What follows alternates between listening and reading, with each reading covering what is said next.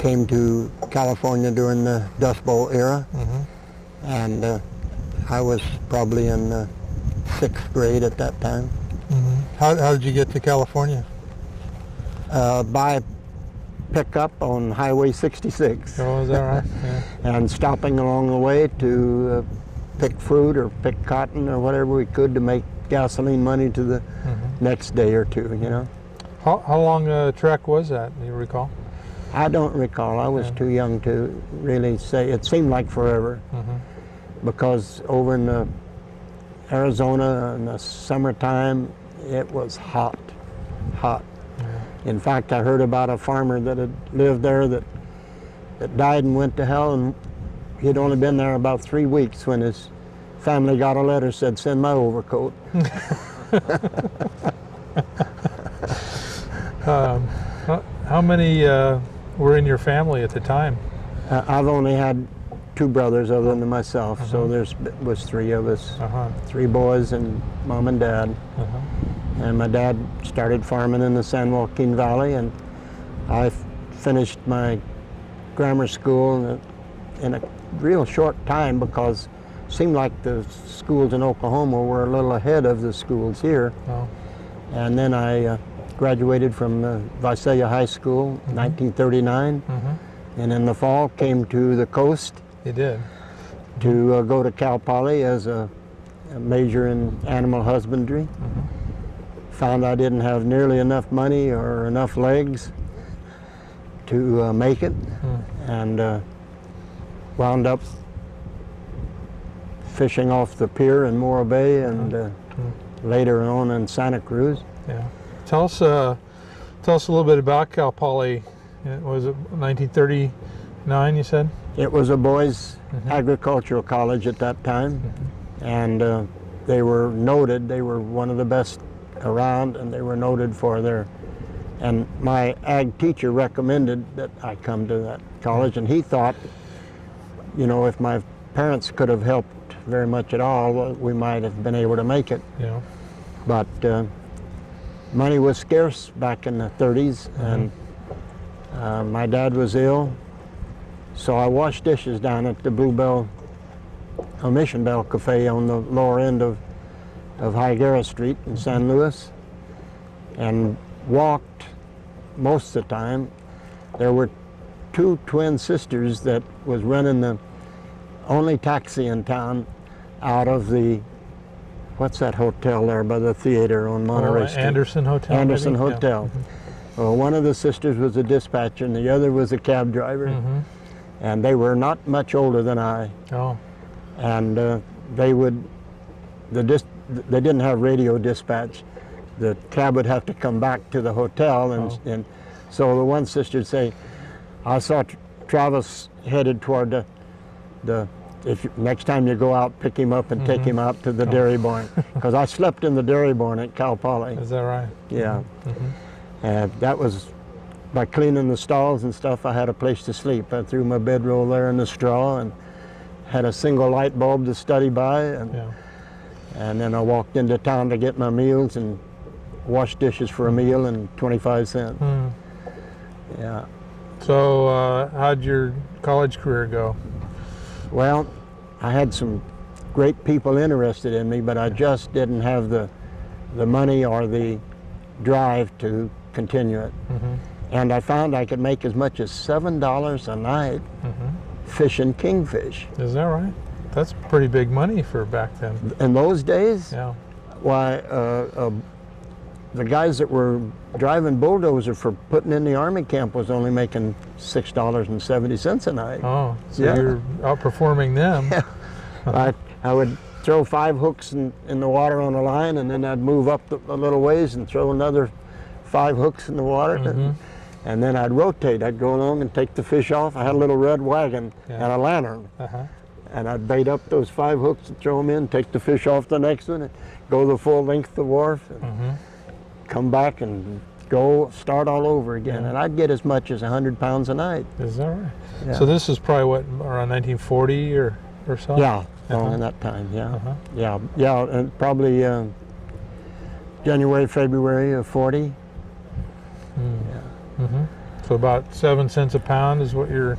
Yeah, 7 Yeah. cents a pound what we were getting for kingfish, and you know, if you could get 100 pounds, and there were a few nights I did that. Yeah.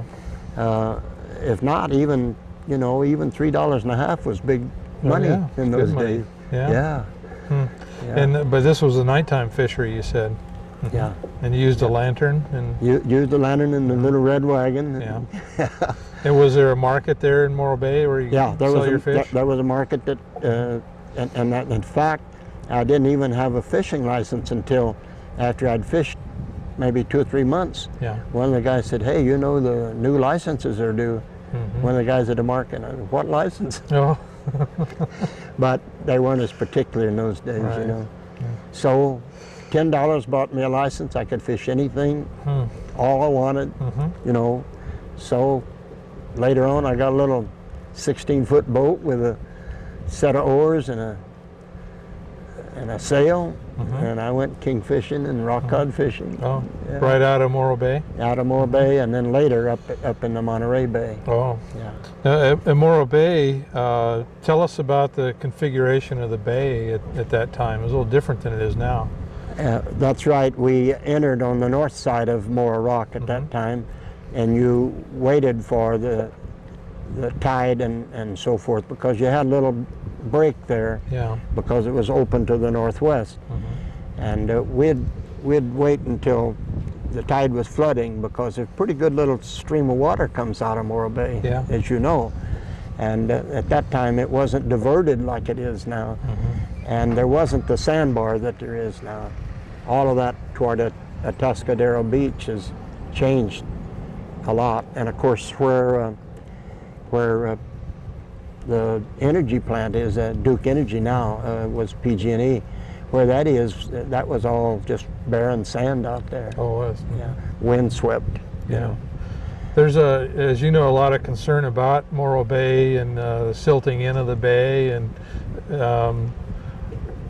do you think that having that open channel on the north side of the rock helped to cleanse, scour the bay at all? Well, I have a crazy philosophy that a lot of people might not agree with, but I think man has messed up just about everything that he's tried to change that nature does such a good job with. You know,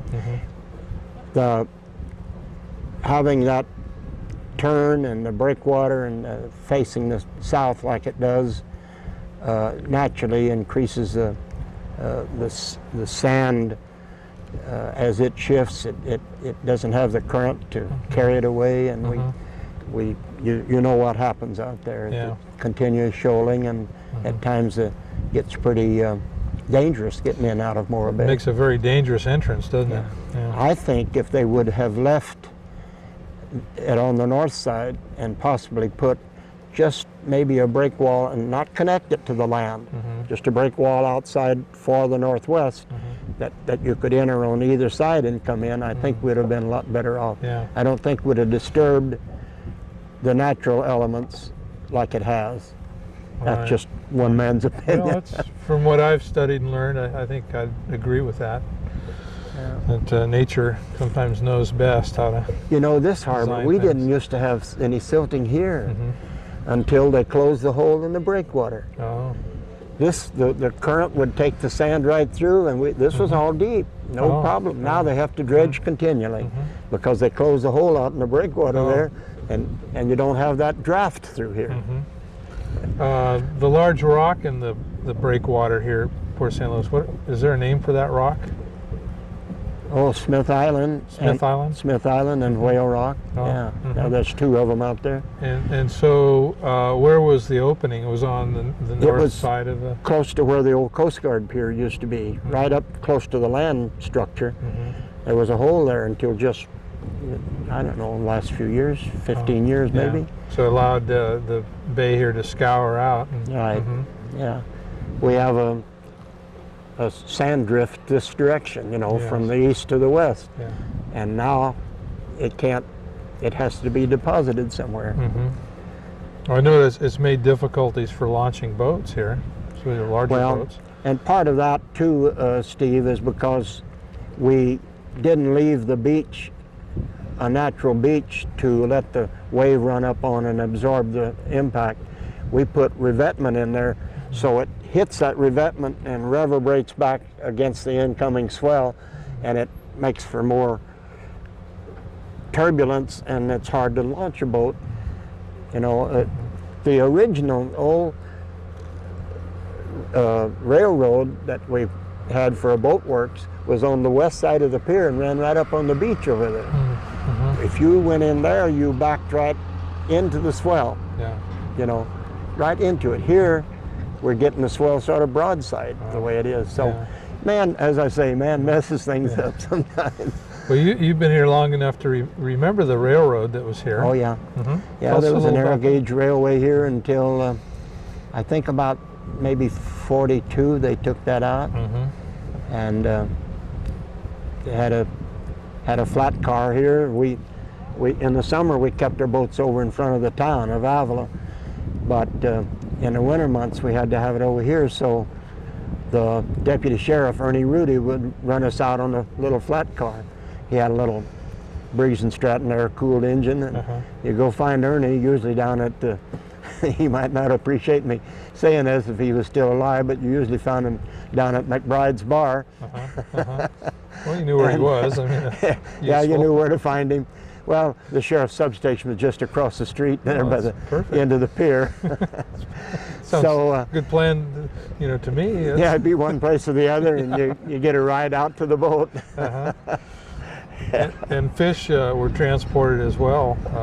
Yeah, in the wintertime, it was hard to transport fish over here because it was railroad ties, and you know you couldn't take a pickup, so they put it on that little flat car, and then even on the Avila Pier they had a little narrow, but you just hand pushed a little flat car out, and 39, 40, 41, we unloaded albacore and bonita. Right, 39 was a good year for albacore. Yeah. Oh man, it was probably 400 to 500 ton of albacore delivered here in 39, over there on that little pier. I've seen some homemade video, well, transferred to video movies from the Sylvesters, showing the pier and some of the very small boats that were fishing albacore. Yeah, little Monterey's. Yeah. That was the predominant boat around here at that time. My boat was a 28-foot Monterey. Not at that time. I didn't get that boat until maybe 43, something like that. You know, Steve, we're talking about that. There's a very fine example right there, just off of with Sylvester's bow. Yeah, that little Monterey with a clipper bow. Can you see it, Steve? That's a beauty. That's Tommy St. John just outfitted that and got her back in the water. That's a nice little boat. $1,500 he bought that boat for.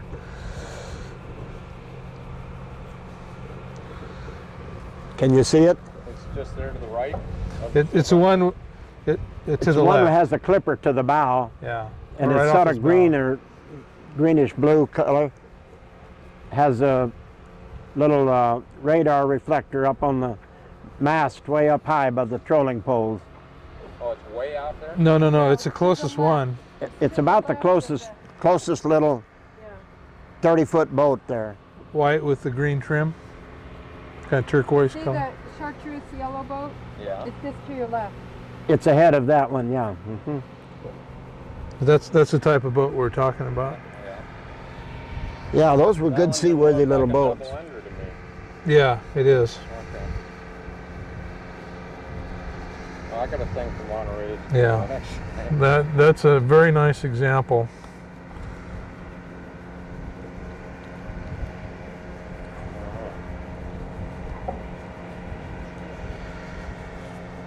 Anyway. So you were fishing a 28-foot Monterey. Well, my first one was 26 foot. Oh, 26. 26 foot. It had a 6 horsepower Hicks engine in it. Oh, it did. Which was single cylinder. You had a big flywheel on the front of it. You release the Yeah. You release the compression with the intake valve, and got down on your knees and cranked that flywheel over. Got it to rolling a little bit, and then you push the compression down and it should pop. Yeah.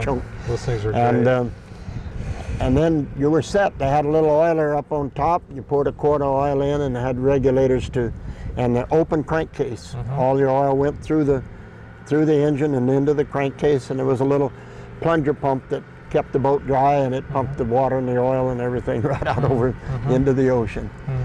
And we didn't have any storage battery. You had a 6-volt dry cell that furnished the electricity to start it. Yeah. Then it had a magneto after it got started, and the mag kept it running, kept the spark going. No spark plug, had an igniter right in the side of the head, and 2 pieces of steel made a spark inside there instead of a spark plug. And no running lights, of course, except kerosene. We had a mast light that you run up on a halyard, and sideboards inside the cabin to put them in the daytime. When you brought the lights in from the outside of the cabin, you had a sideboard on the inside, a little clip, set that copper light up there, and you trimmed the wick and cleaned the globe, filled it with kerosene, so when it got dark, you'd be ready to go again. Part of the daily chores, you know. Beautiful. Yeah. So, and we fished as far away as Mexico. is that right? All we had was a 4-inch compass on deck, and a chart that we could roll up and stick in the overhead. You know, cabin wasn't any bigger than this table. Yeah. Just No place to sit down. You just stood up. compass, sextant. How'd you navigate? Oh, by the seat of our pants. Yeah. Yeah. We kept a clock, you know, that would tell us how many minutes we'd run. And of course, we watched the compass.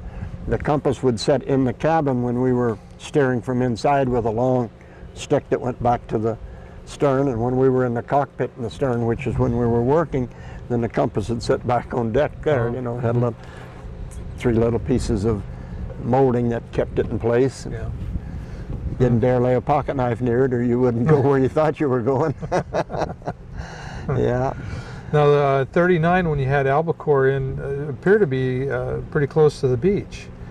I think they were. I wasn't able to fish albacore at that time because I didn't have a boat and I just really getting started. But I came down here and I met some of the fellows that were fishing, and it was even offered a job on one of the boats. But I found out the guy was pretty good at drinking up his catch before he went fishing again, so I didn't go. The boat that Tony Sylvester had at that time was only about 20 foot long, and he would just, you know, it only had a 2-cylinder, actually it was a 4-cylinder engine, but it was actually only, the power was 2 cylinders because two of that cylinders of that Model A Ford was running his compressor. So the other 2 run the propeller. Let's back up. It ran 2 cylinders for power, and then 2 cylinders compressor for his diving equipment. Right. Yeah. So, and he dove hard hat, you know. Yeah. So, and he had a tank down there in the engine room for his air.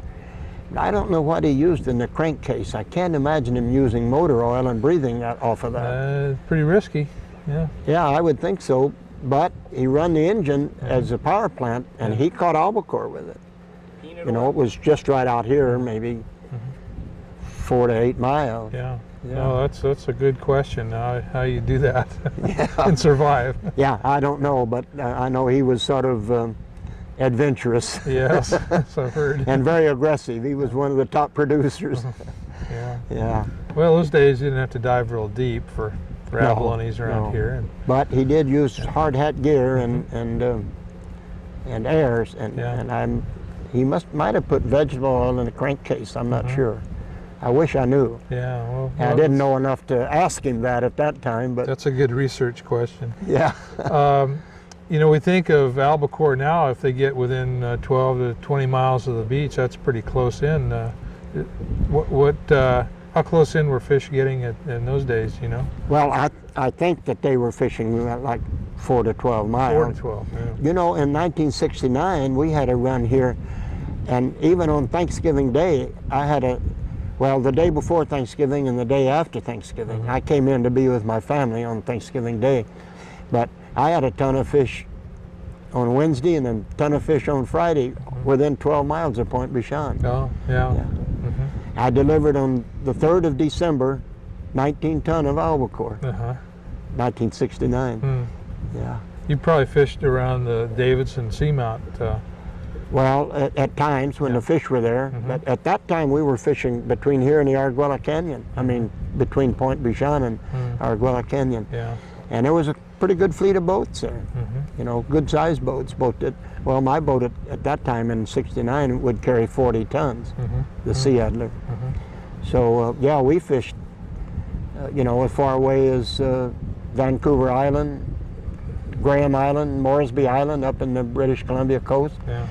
and as far away as Mexico, Hawaii, Midway, Yeah, you fished all over the Pacific, haven't you? all the Yeah. eastern tropical Eastern. Pacific. Yeah, delivered as Dutch Harbor and Adak, Really? Yeah. Okay. Wow. so quite a ways. Quite a range. Yeah, but not with a small boat. You know, No. I mean, this was later years after we got electronics and Loran and learned celestial navigation. And Well, tell us about the various boats. From the time you were fishing off of the piers in Morro Bay, what happened that got you on the water? a fellow saw me very diligently working, and he offered me a job. And he was a World War I veteran that only had one leg, and he needed help. And he was very patient in teaching a young kid, you know, being 18, 19 years old. And he taught me navigation and how different types of gear worked. Took me salmon fishing. And then when the albacore showed up close by, and this must have been 42, maybe, somewhere along there, he took me out albacore fishing. And then he had to go to the Veterans Hospital because he continued to have trouble with that stump of a leg that he had. And so he told me, take the boat and go. And I said, oh, Hank, his name was Henry, and we called him Hank. I said, Hank, I don't have confidence to take that boat. Oh, he said, remember everything I've told you and you'll be all right. So I took the boat the first day, and I had 144 albacore. And it was a top boat. It was 3,600 and some pounds, and it was a top boat. And boy, I felt like, man, you know, I got the big head. Especially when some of the old Italian fellows looked down and say, "Oh, kid," they called me kid. I was so young. "Oh, kid, where you go tomorrow? We want to go. We want to follow you." You know? And of course, I had the slowest boat in the fleet, so they could follow me. So I went by myself. Several days until Hank got out of the hospital. And after he got out, he said, you know, I'd like for you and I to buy a bigger boat. And I'll buy it, and you can pay it off out of your share. So we bought a 28-foot with a 8 horsepower Hicks in it. Yeah.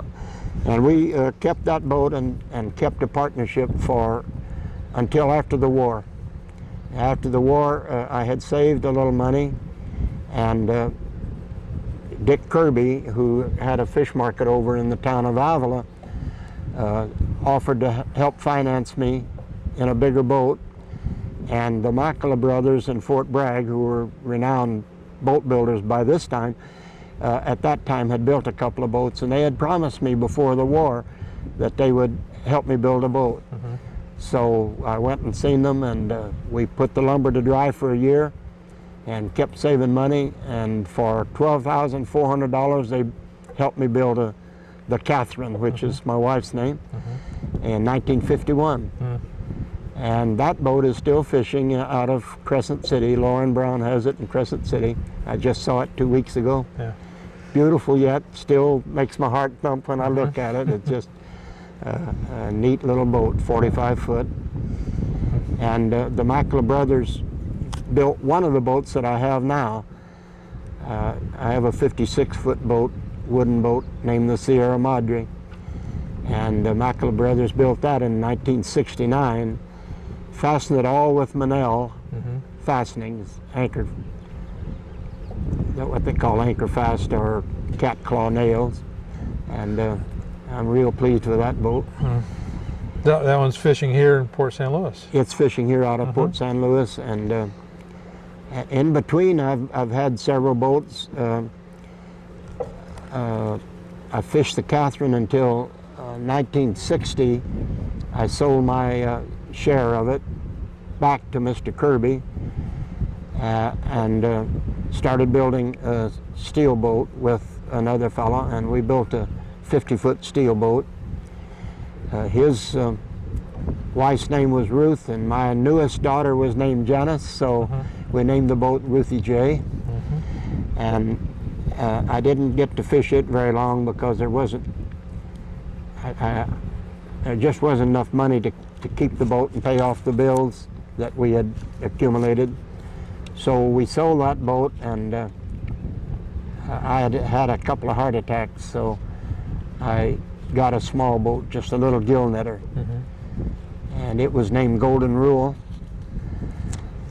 and I kept that one for 3 or 4 years, and then nylon webbing came into play, and nylon webbing and basking sharks don't mix very well, so they just about put me out of business. Oh. So, what were you're fishing a gill netter, yes? What, Right here in right San here? Luis Bay, yeah. So what, kingfish again? No, that was for white sea bass. Oh. Yeah, we fished white sea bass here, and of course trammel nets on the bottom for halibut. Then, as I say, a lot of basking sharks in those days. In fact, right here on the point where you see those vehicles, there was a plant, we called it the Skunk Works, Yeah. because they rendered, they took the oil from the liver, and they cooked the basking shark for cattle feed and chicken feed, and bought our basking shark. Penny a pound for the shark, and 7 cents a pound for the liver. So if we got 2 nice big sharks a day, we could make good money, good money. And that little boat of Butch Sylvester's out there was one of the top boats. Oh, was we it? harpooned. Oh, They harpooned, and the Beck brothers had built that boat. It was named Westwind at that time, and they harpooned basking sharks. And there was an old sheet metal sled over there, slide, and they'd throw a wire rope down and haul that big old 5-ton fish up there, and cut him open, take the liver out, cook him up. Yeah, I would say a basking shark's quite a large fish, isn't it? Yeah, a basking shark, a large female would have a ton of liver in it. Yeah, and the liver would float. Oh. Yeah. And that's liver's about 20% of those, the Yeah, gross weight of those fish. right. Yeah. If a fish weighed 5 ton, you could figure on about a ton. Yeah. Amazing that a fish would have that much liver, but you turn the carcass loose, when you cut the liver out, it would sink. As long as it had the liver in it, why, it would keep it afloat, even a dead fish alongside. Yeah. And we never put them aboard. We towed them in, one on each side of the boat. You know, just, yeah. I guess, you know, my favorite boat of yours, and maybe it's just because of the name, was the Bountiful. I always thought that was a great name for a boat. We named the Sea Adler that name because of Baron von Luckner. You may remember his story. He was a German merchant marine captain that was inducted into the military during World War I. And he sank more Allied shipping than any other German vessel. His vessel sank more Allied shipping, but they never took a human life. They always gave the people aboard the ships.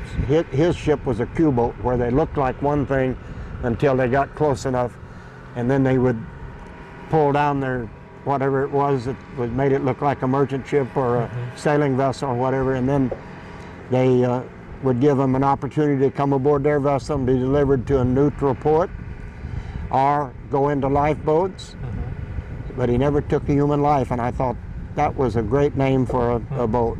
A man with that kind of philosophy. He was doing what his government forced him to do, and he did it well, better than any other captain.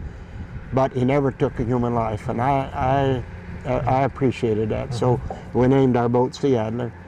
And then the next boat that we built was a 60-foot steel boat, and we named it Bountiful because we had raised a large family, and all of the children had fished with me. They had been healthy, had been trouble-free, and I just felt that God's blessings were so bountiful that I took that scripture where it says, "The Lord has blessed me bountifully, and I will continue to praise Him." So I took that name from that, and I thought that was a good name for a boat. The sea has been bountiful to my family. Yeah. We've had 8 children of our own.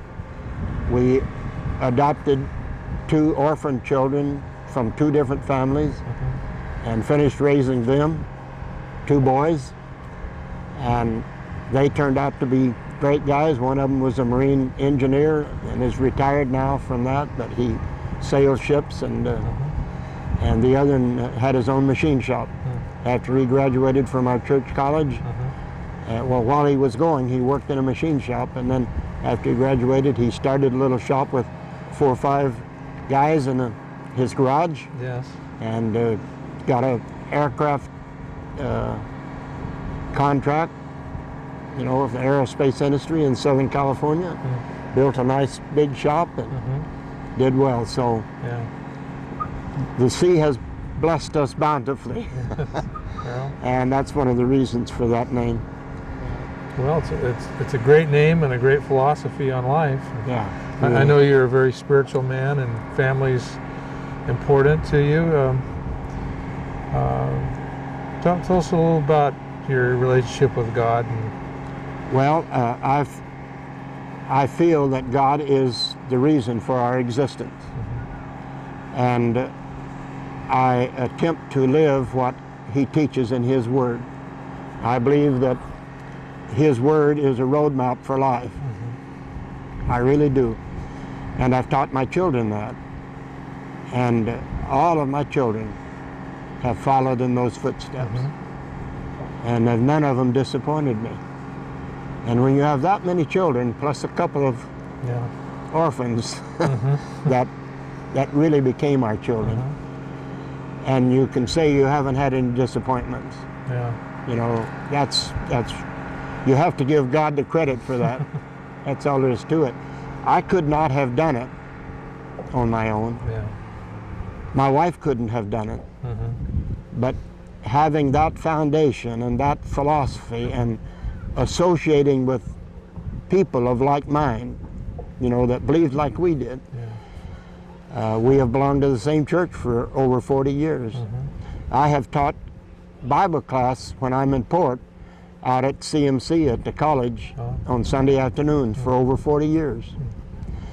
I have taught up at CYA in Paso Robles, the California Youth Authority for boys, for a number of years, teaching the marine sciences.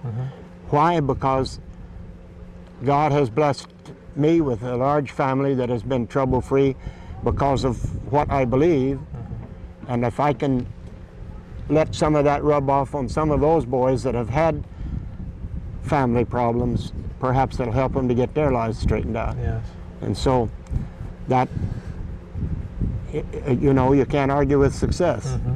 And it does bring tears to my eyes to even think about it, because I've been able to counsel with boys that never had a father, didn't know who their father was, had not been tutored and kept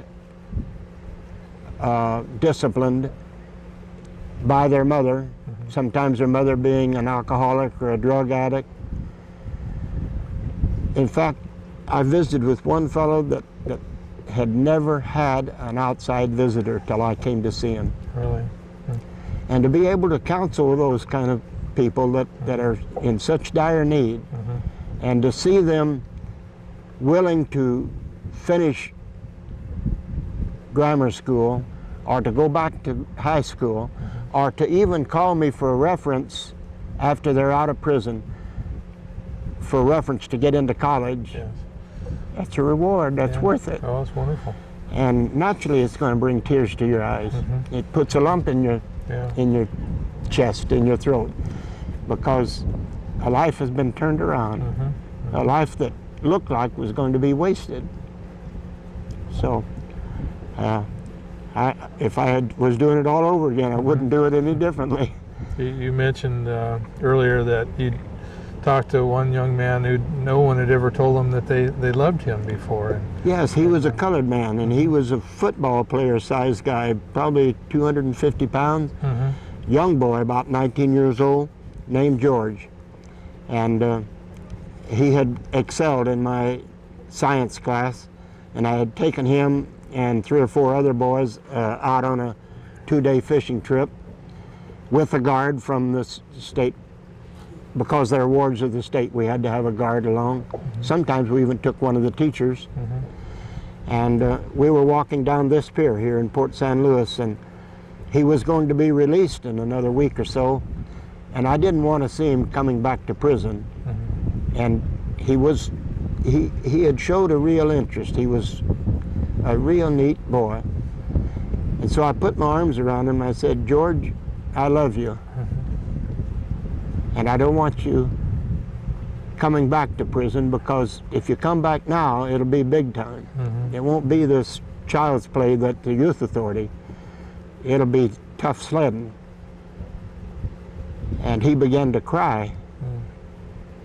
And I said to him, George, I didn't mean to offend you, but I don't want you back in prison. I want to keep track of you. And he said, well, you didn't offend me, but I can never remember anyone telling me that they loved me. He didn't know who his dad was. And he couldn't remember being told that he was loved. And that's a tragic thing. It is, isn't it? You know, we all need love. And to think that no one ever told that child, not a grandmother or grandfather. Here he had reached almost maturity, 19 years of age, been locked up for 4 or 5 years, and never been told that he was loved.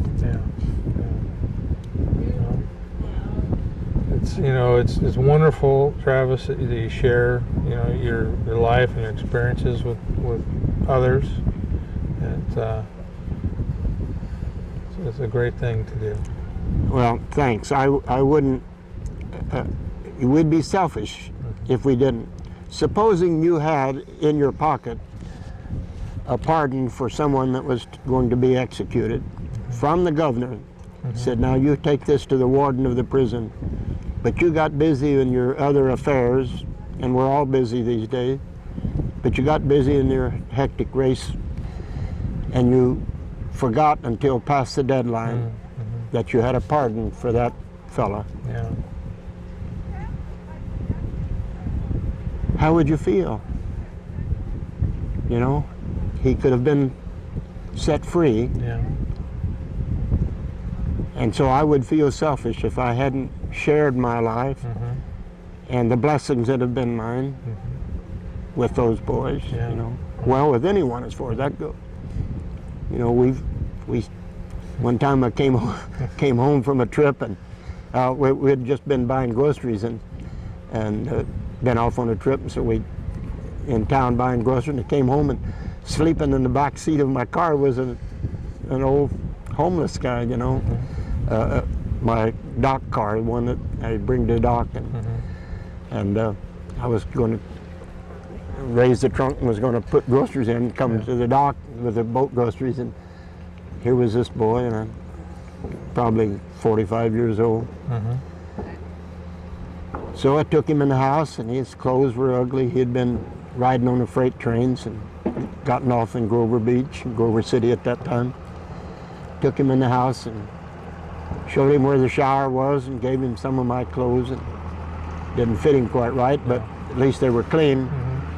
And my wife prepared a meal for all of us. That guy became a good friend. Is that right? Yeah. So, you know, that's the way to, that's what life is about. We can't build it on just for us. Yeah. If we only look at our own little circle, our horizons get smaller and smaller. But if we reach out, you know, the scriptures say where there is no vision, the people perish. So I had a vision along with 3 or 4 other people, and that's how we got this harbor formed, harbor district formed.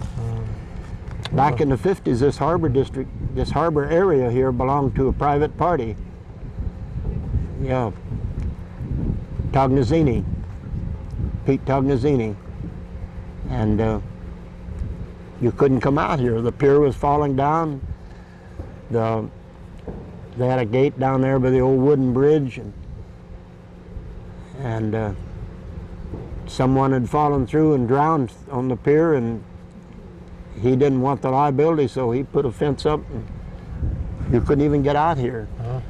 But several people like me had a little vision, and 4 or 5 of us got together and we petitioned the county to let us put it on a ballot and get the vote of the people, get a harbor tax district formed. And look what's here now. You know, we have a beautiful facility.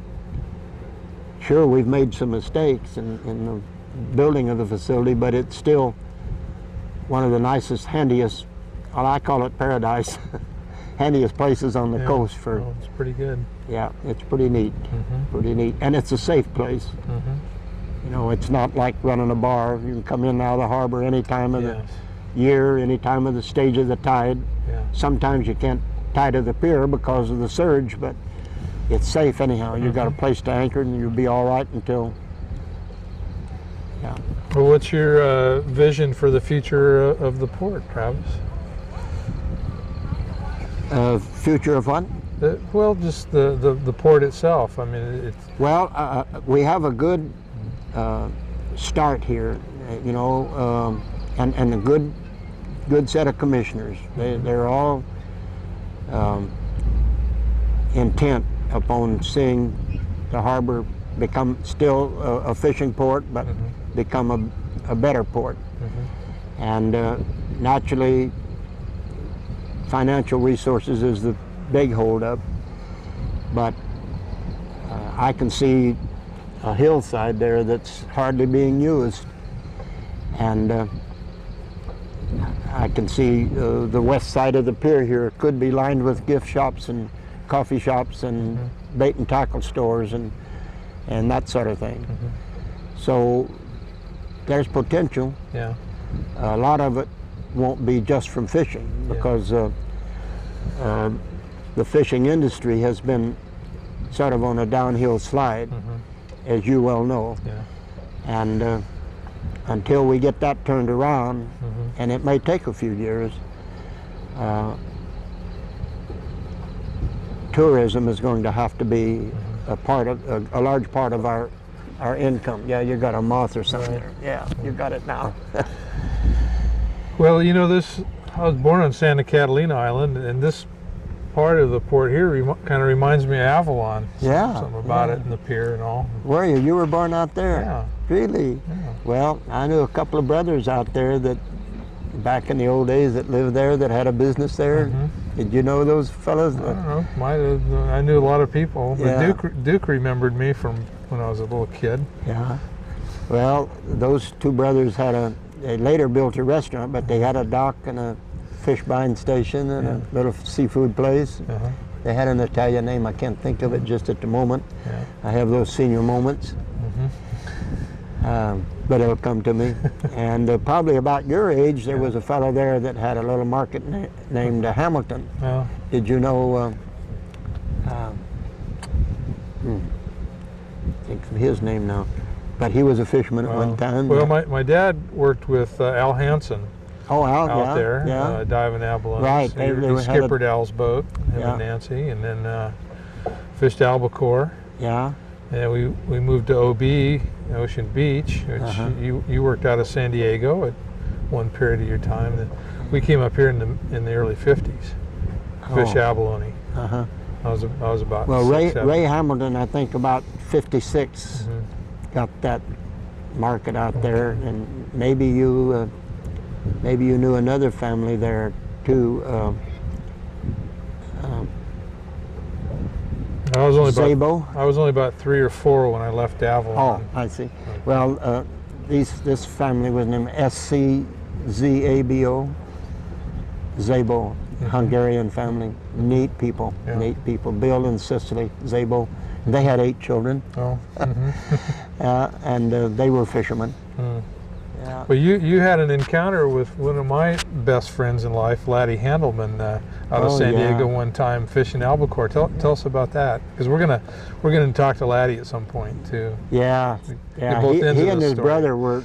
I think they came from New Jersey, didn't they? They were from New York. New York, Yeah, somewhere back east, Yeah. and they had bought a little diving boat. They were going to dive for abalone, but they didn't know much about it. And someone told them there was some albacore to be caught, and that sounded so much like abalone. They took that little gasoline-powered boat and went out off the Coronado Island. And the current down there sometimes is pretty strong, and they caught a few fish the first day and had a little ice in the boat. Probably couldn't have carried over 3/4 of a ton of fish at the most. Didn't have much of a hold in it. And a little 6-cylinder Chrysler engine in it. And the second day they got good fishing. They drifted that night, and they drifted the second night. When they woke up the next morning and they didn't know which way was home. They just started inshore. Well, when you drift down there in the summertime, sometimes you can drift quite a ways.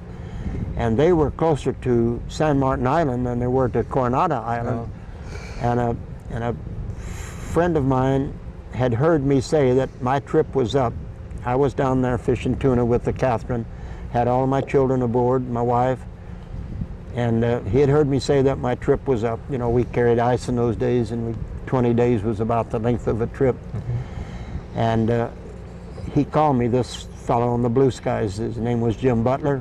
He called me, he said, "Travis, you said you were going in. I've run across a little boat out here that have run out of gasoline. Their ice is gone, and their food is gone, and they're eating tuna, eating albacore, and they would like to have a tow back to San Diego." So that night I hooked up with Laddie and his brother, and I had my drag winches on the Catherine, so I paid out about 600 feet of drag wire and towed them into I got them in as far as Ballast Point, just inside of Point Loma, and they figured they had enough gasoline to get to the cannery from there, and they didn't want to be embarrassed. So we turned them loose there. But during the time of exchanging the cable and picking them up while we were out to sea, my wife made sandwiches, you know, and got a loaf of bread and some bologna and cheese and passed it across to them out to sea, and then they survived till we got them in port. And you know, those fellows have become, you know, they've just been real fast friends since then. They later dived abalone up in this area, and whenever they'd see me, they'd always come over and offer me abalone, you know.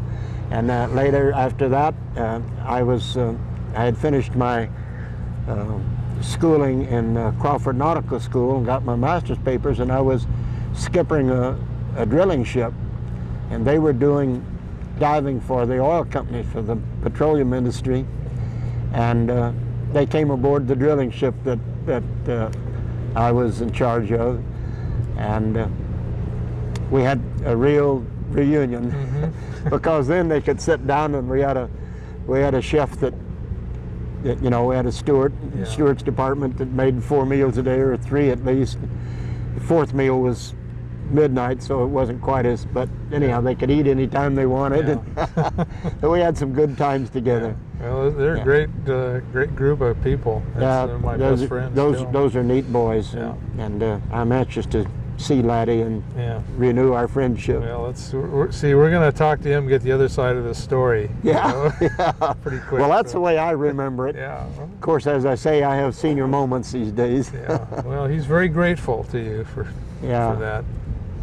It's boy, it's nothing like finding a friend when you're a couple hundred miles offshore. Oh my, yeah. And you Yeah. don't know where you are. All you have is a compass. Yeah. You know, they didn't have a chart. They didn't have a fathometer, anything to, you know, bunch of dead fish that was stinking on the boat. Well, like a lot of people that got into fishing, they came from other parts of the country and just kind of things fell together and they ended up. Well, I was most fortunate. You know, I started out, and this old gentleman that got me started in the fishing business, he had a compass on the boat. We didn't have a sextant or a HO 214, a almanac or anything. And we'd go to Mexico every summer. Yeah, you found it. Found our way back and forth. Yeah. So I was fortunate not to run ashore somewhere or, run aground or got into serious trouble. Of course, he was very good seaman and he was very prudent and patient in the way he taught me. And so following his direction, I did have a sounding line aboard that 200 fathom marked off with a 15-pound lead that I could throw overboard and get the depth of water. Well, that's electronics has replaced things like sounding lines. Well, nowadays I think any child that could run a computer could run a fishing boat as far as navigating and that sort of thing. 'Cause GPS, global positioning, and LORAN, and sonar, radar, automatic pilots. Why? It's a snap nowadays. It is. It's a lot different, isn't it? My first boat was $2,000, and I probably got $30,000 worth of equipment in the wheelhouse, electronic equipment alone in the wheelhouse nowadays. Yeah. Buying it at cut rate prices. Yeah. Well, you have more than one fishing boat currently. Yeah, we have 3 boats. We have a family trust set up, and since my children are still interested in fishing, they all went to college, well, except one, and she went back to school afterwards. She wanted to get married, and she did that. And then after she and her husband were married, he kept working, and she went back to school. But all the children went to college from fishing, and 4 of them from medical school, and 3 of them were in the medical business at one time, and then one daughter is a director of nurses for a company that has like 15 or 20 nurses in the area, and she's in charge of that. And then we just, a year ago in May, one of our granddaughters graduated from nursing school, and she's a nurse in a hospital in San Diego. So, and she went to our church college to get her degree. So we feel, pretty good that the kids found other things besides fishing. But as they get older, they're remembering those good times on the fishing boat. And so one of them, who is a heart specialist and had some high positions, came back to fishing, and he's running one of the boats, Kinchelo. That's our youngest son. He's running. Phil is running the Kinchelo up in Moss Landing, and then we have another 60-foot wooden boat in Moss Landing named the Trolley, and then we have the Sierra Madre here that we have purchased for a boy that has a medical gas business. He majored in anesthesiology and radiology, so he and his older brother have a medical gas business in Bethany, Oklahoma City, and he'll be retiring in August and coming to run the Sierra Madre. How about that? Yeah, so can't get it out of your blood. Huh? Well, I think they remember the good times. There's a lot of bad times. There's times there wasn't much but fish and beans on the table. know, when you have a big family like that. Yeah. But the door was always open. My wife cut fishermen's hair and let them do their laundry, and our house was just open. We lived here in Avila for 9 years, and guys had come in from 30 days at sea and was too embarrassed for that long hair to go to the barber shop. Yeah. They'd come up and Catherine would cut their hair first, throw their clothes in the wash machine and sleep on the pallet on the floor, you know, just home folks. You Yeah. know. Yeah. That's a fishing fraternity. It's pretty good. It really is. It's a lifestyle that is much to be desired and is disappearing Yeah. somewhat. Yeah, it is. That's why I was interested in teaching those boys up there at CYA how to mend a net or how to build a net, how to draw out a net pattern and cut the tapers and put it together and take them out fishing, let them fish that net and see Yeah. what they could produce. You know, I think it gives a kid or anybody some self-confidence to be able to create something and see it produce something. Well, there was some biology and science there too. If you took them out and caught fish, you taught them the different varieties and Yeah, how to sort. what their habitat was, what the different species were, what they were, you know, the marketable aspect of it, how to maintain and care for those to keep those fish in good shape until the consumer could get it. That's all part of the fishing industry. You know, you think of it just as going fishing, but there's a lot more to it than that. There's boat building and boat maintenance and electronics and diesel maintenance and marketing of your product and caring for the product and trying to get it to the customer as best shape they can. Many of our fish nowadays are sold right here alive. Yeah, that's interesting, isn't it? You sell fish live. I sell fish live right here, and the consumer knows how fresh it is. Yeah. You know. Well, that's kind of contrary to what people think of trawling, isn't it? That you deliver a live product. Well, a lot of the, you know, the history of trawling has been go get a big volume of fish and sell it, get what you can for it, put as much time on the ocean as you can. But the concept now is get that fish to the consumer in as best a quality as you can, and being live, it couldn't be any better. You know, and that took cooperation between the processors, and because the processor now has to have pumps and live tanks and so forth. And sure, they still fillet fish and cut fish in large volume, but the immigrants from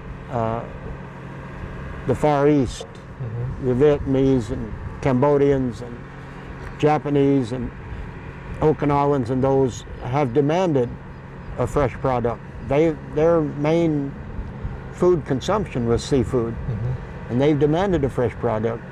And so that has evolved and caused the evolution of fresh fish in the live fish in the market. Yeah. Which you get a better price for too. Sure, don't take nearly as many fish. Right. Yeah. So there's a benefit there. A benefit two ways. You don't have to have the manpower on deck to sort and handle the fish and unload the fish and clean the boat. Yeah. And so you can cut back there, which helps on the insurance and the wages, you know. Plus, you deliver a product that is, you know, is going to be in demand. If anybody wants fresh, they're going to, that's what they're going to look for. The freshest you can get it is still live and swimming. So there's several aspects of it. Of how, But Jay left here, those hippies, they got all the jade, and he's sitting there, he's got his foot on this rock about this big, you know. Bill's kind of looking around and stuff, and as soon as that guy left, he grabs that rock. He says, the guy didn't know what he was looking at. He says, I have about a 20-pound boulder that I got up there. So he lugged that thing up the cliff. Yeah, I haul mine up the cliff too. I got that about 30 years ago, I guess. Yeah. Did you ever know a fellow named Whitey that had a boat named the Commander out of San Pedro area? Only Whitey I currently know is Whitey Steffens. He was dive Yeah, I support. I forget. I think his name was Armand. Armand. I don't remember his but they called him Whitey. But he had a boat named the Commander, and he went up there back right after the war, and he used dynamite. Oh yeah, and he took out chunks of that stuff, chunks of it, big. I mean, he had to. You talked with Lawrence Thomas recently. Lawrence built a pontoon with a A-frame in the center to bring up parts from those destroyers down there. Right. Well, he did similar to bring rock up. Whitey did, and he took a lot of that jade and shipped it to the Orient, and they made all kinds of figures out of it. You know, polished it and ground it and made shapes and so forth, and he got a percentage of it back. And he was trying to find a market for it, and he found a little Indian place down in Arizona, New Mexico, right on the old Highway 66, and they had out some blankets and baskets and stuff, and a lot of tourists, and so he took that jade there, a lot of that jade, and she started marketing it. And the relationship became so good that he finally married her. Oh, he did. As an Indian squaw. Yeah.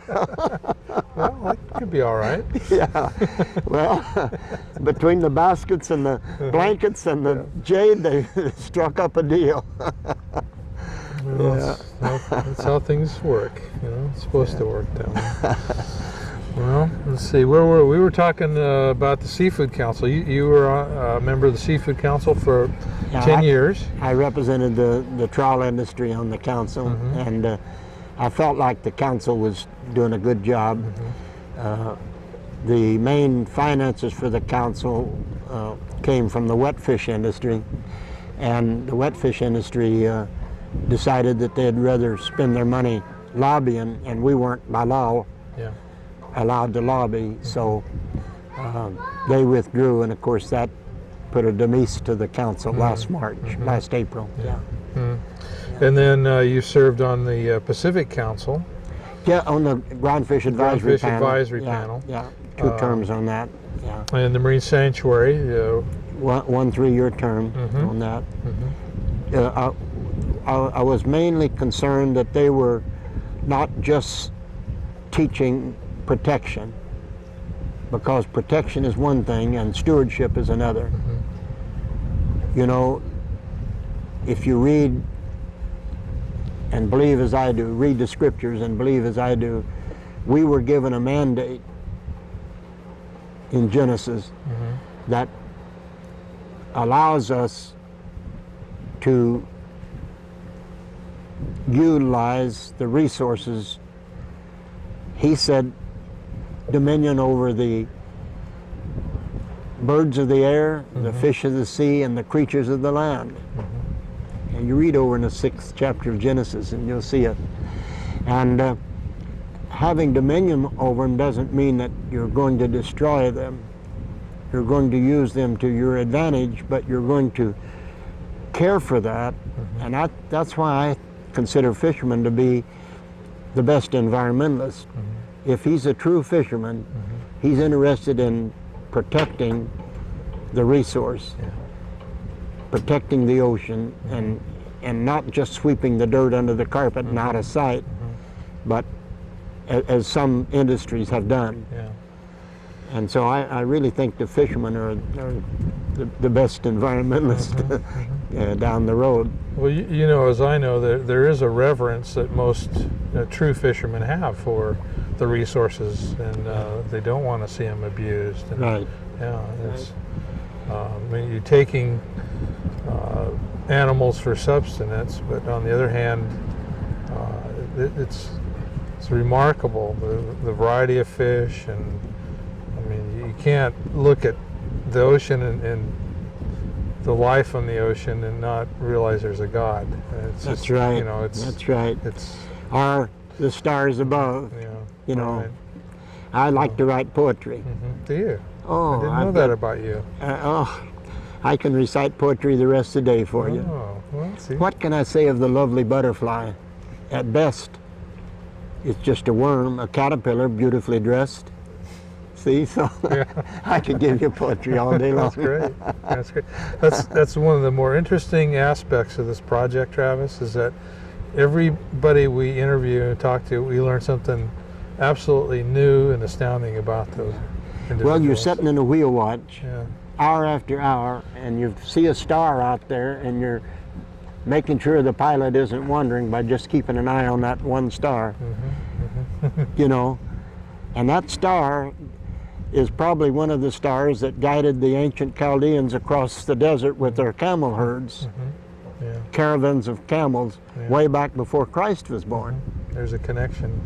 You bet. Yeah. So I say, your very existence some men doubt, but this much I surely know. Someone placed the jeweled stars all in a silvery row, and someone turned the trade winds loose along their merry way, and someone fixed a painted veil betwixt the night and day. So I can quote your poetry for a long time. I was young and owned a little boat a while ago and sailed the morning seas without a care. And whenever a fair wind would blow, I'd take the little craft afar or near. Mine was the boat, and mine the air, and mine the seas, and not mine a care. My little boat became my place of mighty toil as I sailed it forth and back to the fishing grounds, until at last it was loaded with the spoil that my hard work and skill had found. Then mine was the boat, and mine the net, and mine the skill and the power to get. I could go on the rest of the day. Well, that's a good little taste of a different side of Travis Evans. That's Yeah, great. well, I love you it. know, you have lots of time to think. I make notes. Sometimes they don't evolve into a poem for a year or more. Yeah. Have But you published any of these or written them down? I put them in my computer up here. Well, And you better start putting them in the computer at home. See, that's Yeah. you mentioned the other day that. yeah, my grandchildren want me to do that. Yeah, I think you should. That's real important. Yeah. It's interesting.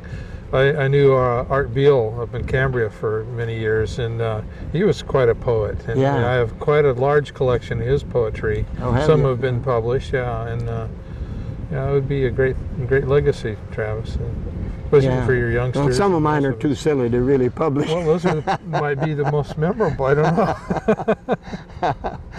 Yeah, I suspect they're all pretty clean.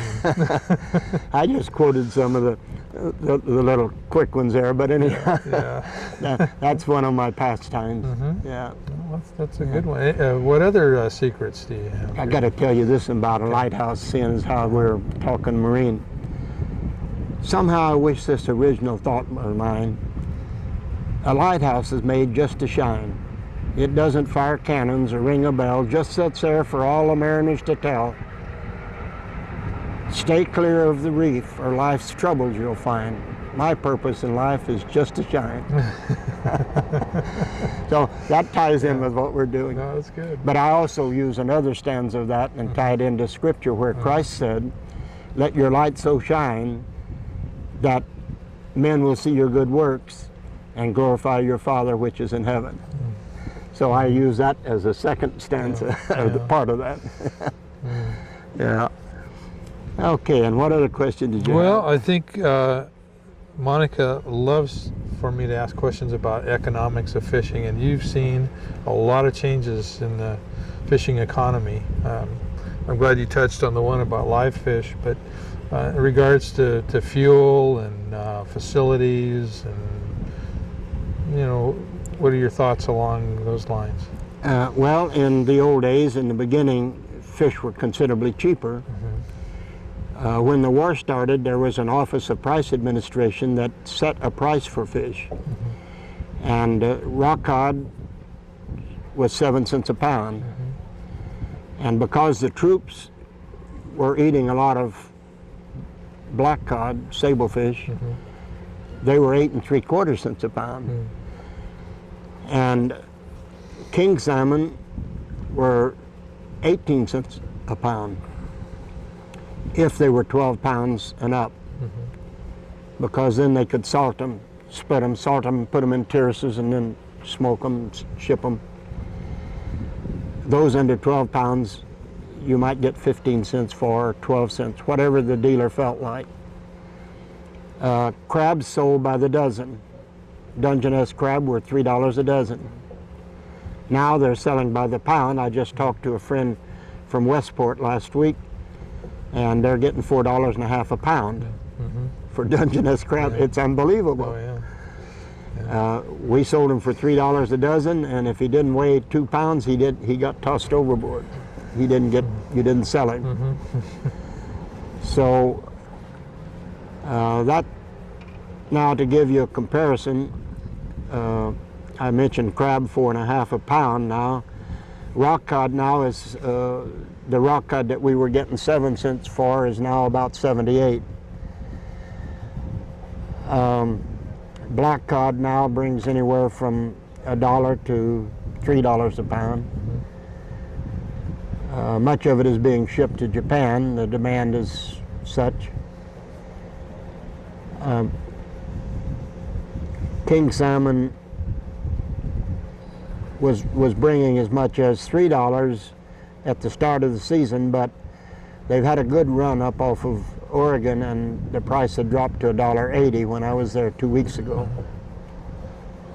for large. Let's see, what else can I compare? Well, in those days, albacore was, the OPA price was $3.75 a ton. Now it's $1,900 a ton. Gasoline was 10 to 12 cents, 13 cents. Diesel fuel was anywhere from 9 to 11 cents. Gasoline now for marine use is probably in the $1.50 range without the road tax. Yeah. Diesel fuel is around $1.25 to $1.35 a gallon. So that gives you a little idea of the comparison. In those days, we had to deliver a volume of fish to make it. We still did most of our own maintenance, and that wasn't such a bad thing, really, because of doing my own maintenance. As things evolved, I had to learn with them. So I learned a little bit about electricity and then electronics. You know, the first radios that we had were tube type, Yes. you know, like they have on shore. And the first transmitters were crystal controlled, and you had one crystal that was ground to one frequency. Nowadays, because of single sideband and they pick off of the sine wave, they can get like 350,000 channels on one synthetic crystal. Can you imagine that? We had 3 or 4 crystals in our boat radio, so we could talk on 2638 or 2738 or 2182, which was a Coast Guard frequency, or a KOU crystal to talk ashore, ship to shore, telephone company. That was it. That was it. And now, goodness, single sideband, 40 channel CBs, 88 channel VHF. Look at this little VHF, 88 channels. Carry it in your hand. Before, the radios were like so, you know. So technology has improved and evolved, and fishermen had to evolve with it. I learned diesel engines and how to overhaul them and rebuild them, and you go to sea, you can't just call a mechanic out there anytime. And I learned generators and alternators and AC electricity and electronics, and how to repair the autopilot and get the fathometer to working and so on, and a lot of the other fishermen. So then you learned a little bit about boat building. When you built a boat, had it help building a boat, you learned caulking and reefing of the seams and recaulking and puttying and all the new materials that we have to work with. You know, the new putties and the new plastics and laminates and fiberglass and So it's been a wonderful learning experience. Yeah. My, Yeah. I wouldn't, you wouldn't believe if you could compare 58 years ago with today. Yeah. You just wouldn't believe the difference. When I had to have kerosene running lights to the today where we have 224, 40 single phase, 3-phase on the boat, refrigeration to freeze our fish as fast as you can catch them, there's just no comparison. It's just a whole different world. And that's why I felt inclined to go up to CYA and teach those young fellows, because all of that experience was mine, handed to me, you might say, free. All it took was time and effort.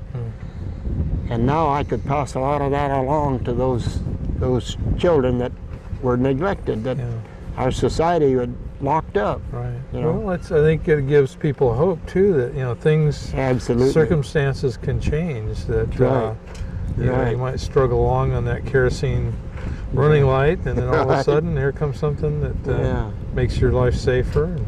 Speaking of hope, I say in one of the poems, the greatest of all thy wondrous works, the supreme of thy great plan, thou hast put an upward look, hope into the heart of every man. So you heard enough of my poem. One last thing I wanted to ask you about was during the war in Morro Bay. I asked you if you were a veteran, and you said no, that during the war they wouldn't take you away from fishing because you were supplying food for the military. But can you elaborate on that a little bit? Yes, by the time I was drafted, or the government was going to draft me, I was producing longline black cod, sablefish, which the government was buying from our processor for the troops. They were salting it and freezing it, both. And the troops, they figured, needed at least a pound a day, and I was producing an average of 5,000 pounds a day. So the draft board said, you are producing enough to feed 5,000 men a day, you're going to stay where you are. So I wasn't scared of losing my job or being fired. And a good part of that was all of the ration stamps, everything was rationed, sugar, meat, gasoline, tires. I had ration stamps for all of that because I was in an essential industry. They wanted to keep me there, so we never really suffered a shortage. We were careful with it because there was a war effort. And we didn't allow anybody else to use our ration stamps, but we had no problem that way. And you were living in Morro Bay at that time? My brother had a job up in Santa Cruz, or in Watsonville, in Monterey Bay, and so I went up there and started fishing out of Santa Cruz. Okay. Yeah, I got a little 16-foot boat with a lateen sail and a pair of long sweeps, and started longlining, and then this old fellow with one leg offered me a job, and then a partnership. And so we, and isn't it odd, the last employee that I had, I just saw him this morning. He bought his own boat now, but he was with me 6 years. He had one leg. The first fellow that I fished with was a World War I veteran with one leg. Brought it full circle. And this fellow, Fred Yost, that has the two sons now, fished with me for 6 years. He had one leg. Tell us the story about you told me a joke earlier. Tell me that joke again. Oh, I told you a story about the large fish that the one-armed guy caught? Yeah. It was that long. About that long? It would have been longer if he had two arms. You know how fishermen are. Well, yeah. Yeah. So did your brothers fish?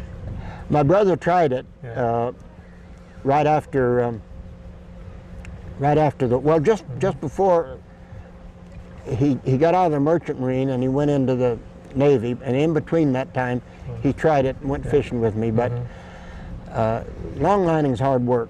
We were fishing 5,000 hooks a day, and you get a lot of sticks in your hand, and if you're seasick, you get more stickers in your hands. So he was seasick enough, he decided that wasn't the job for him. Yeah. How about your other brother? No, my other brother was born an invalid, Oh. and he's in a nursing home over here, and we care for him. Oh, you do. We get him and take him to church every Sunday and take him out to dinner. And he's 74 years old, and has been an invalid all his life. He was the youngest baby born and lived in the United States in 1927. Oh, good night. He weighed 1 pound and 15 ounces. Wow. 1 pound and 15 ounces. And then he got what they called infantile paralysis in those days, which is now called polio. Right. So he's been crippled all of his life, never learned to ride a bike or drive a car, Yeah. hold a job or anything like that. So we've cared for him. Yeah, but he's a neat guy, Yeah. really a neat guy. Yeah. He went with me a time or two. We were out in that Columbus Day storm in 1962. Yes. Do you remember that? No, tell us about that. It blew up to 120 knots. And Yeah. 8 boats sank around us that one night.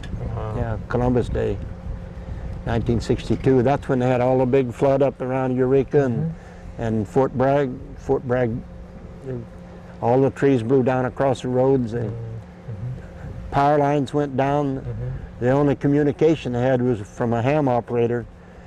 There's a fisherman that had a ham set there in Noyo Flats. Yeah. Cecil, I forget what Cecil's last name was. And he would call out, and took them several days to get the road cleared so they could get in and out of Fort Bragg. Well, we were out at sea off of Point Arena at that Oh, time, my. blowing that hard. Yeah. John Ennis was out there.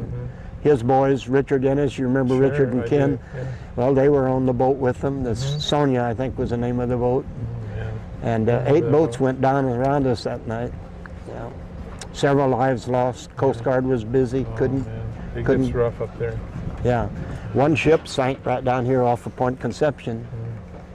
Yeah. I've seen the sea come up in that area from waves this big to several feet within a half an hour. Just incredible. You know where the Outer Seal Rocks is, up there off of Crescent City?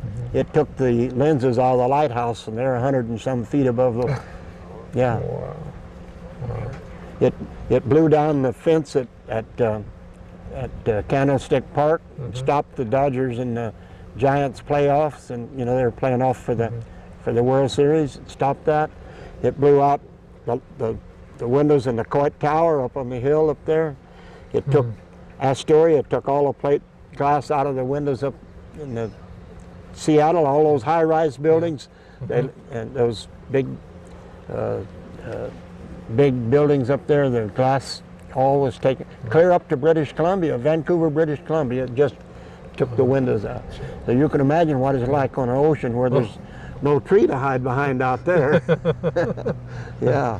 Yeah, No, almost it the was- perfect storm. Huh? It was a miserable storm, and my little invalid brother was with me, and I had to keep him locked in the wheelhouse. Oh my God! It must have Yeah. been terrifying for him. What size boat were you in on that? I had a 42-foot boat that year. You remember the old Elmaroo? I do not. No, know. it was a 42-foot. yeah. Had a 4-cylinder 53. That's when you went out and got a bigger boat, right? Yeah, you bet. Well, I was in the process of building that steel boat that I told you about, yeah. so that's why I just leased that Elmaroo for that season, try to make a little money to Yeah. put into that steel boat. Yeah. My dad used to tell a story about around 60 or 62. Sometime in there, they had a tsunami warning for Morro Bay. In fact, I think Earl McCutcheon, one of the McCutcheons, was killed during that time. But on the way out, they took their boats offshore to ride out whatever was going to happen. And on the way out, there were people on the breakwater at Morro Bay in their lawn chairs waiting to view the Stupid. the tidal wave. So you tell people there's a big wave coming, and they all rush down to the ocean. Let's go look Well, at you it. want to rush the other way. I went through several of those. You know, Yeah. I was in crossing the Gulf of Alaska when the Good Friday earthquake hit Oh, up there. yeah. Wow. So I've had some Yeah. good-sized seas under me at times. And you want to be 10 miles away behind a tree when something like that's happening. You don't want to go to the shore side. I read Working on the Edge a few years ago. That's quite a book. Yeah. My, about the crab fishery. Have you been in Crescent City and seen those big, what do they call those, tetrapods that they used in the breakwater? Well, probably seen them. I've seen the ones out here at Diablo. Well, they're Little quadrants. 3 and 5 pronged, look like a kid's jack, you know, made out of cement and steel. And they're huge, 5-10 ton each. And they were using them, placing them out there to build a breakwater. When that big wave came, it took some of them clear uptown. And they've got one sitting there in the park in town now. They left it where it was and built a park around it because of the force of the sea, you know. And those boats that were in the Albion River, you know, they used to tie up there. It took those fellas and set them back 100 up. miles inland. Yeah. And George Jensen had a boat named the Rosaline. He was anchored up in, what's that bay there in Alaska? Can't think of the name of it now. Anyhow, that George Jensen's boat, the Rosaline, was a seiner. You know, it was a Alaska Limit seiner, but it was real beamy. It was in the same pattern as, you remember John Lane that had the Seamaster over in Morro Bay a few years ago. Great big wide wooden purse seiner boat. He used to lay up there at M&M dock. Oh, okay. Yeah, I think you might remember, big heavy boat. Well, it was the same thing as that. And it set it way, Latuya Bay. Yeah. That's where it was. It set it way back up in the trees. I mean, it sat in the trees. A lot of people, of course, got washed out of the bay. Their boats sank. But that sea has a terrible force. Oh, yeah. There's times I've dressed in to go in the water and just, go back tomorrow.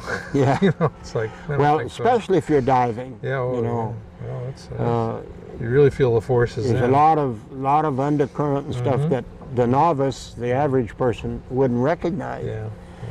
But even a seaman like myself wouldn't recognize like a diver would. Yeah, no, you start ripping across the bottom at high speed, you know, something's going on. No way, no way. It does too, man. You just. So I don't know what's going to happen here with the fishing industry. The fisheries management plans that are in force now aren't doing an adequate job. And I don't think it isn't because they aren't trying, and they're probably putting an awful lot of resources into it, you know. But if you consider we never had the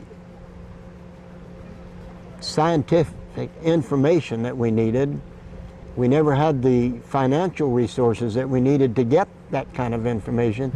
And then all of a sudden along comes a Magnuson Act, and it says that we are to start managing something that we have never managed before. And anything around the waterfront is going to be more expensive. You know, the budget for my household wouldn't last one day out here at the port, you know. Waterfront, and as far as that goes, education. You know yourself, anything that has to do with education is expensive. But education in an untested and untried area is going to be more expensive, you know. And so our marine resources management has been inadequate because of lack of good scientific information. And some of the management has been done on the theory of the best scientific information available, and that information was really lacking. And so I don't know what is going to happen here in our industry. I'm an optimist, as I said earlier, And there's bound to be something in our cycle that will help us to continue to survive. But I don't have the same optimism that I had 20, 30, 40, Yeah. 50 years ago. Yeah. And it's not because of the ocean and its resources. It's because, like I said, anything that man starts trying to monkey with, he messes it up. Do you feel there's enough fishermen's involvement in these various councils and sanctuary programs? No, I definitely think not. I think that the average fisherman doesn't realize the importance of getting his opinion voiced in all these different fisheries management meetings. He doesn't realize the importance of it. His main focus is paying the mortgage or paying the boat insurance, and it's just another day lost for him to have to go to a meeting. And some of the things that have been promised us in the meetings have not come true, and so they're not trusting the management. And I don't fault the management for that. As I say, I think it's because of lack of information and lack of good science. We just haven't had good science. And it's going to be expensive to get good science. So the industry is going to struggle along for a while. I don't know how many years until we catch up with enough science to do the proper management. But the fishermen are only one component. You have academia, you have government, you have environmental. I mean, are you faulting fishermen for not having a vision where they recognize the need for them to be at the table, or? Well, some of them recognize the need, but they also know that the bills have to be paid, Right. Steve. Yeah. And if you've got a family and you've got a mortgage that's due, and you know you can go out and make, a day's wages, Yeah. it's hard to cut loose and go to Sacramento or wherever they demand, because face it, there's meeting after meeting after meeting and we don't have the cohesion to put enough finances into one person to go and lobby for us or to speak for us.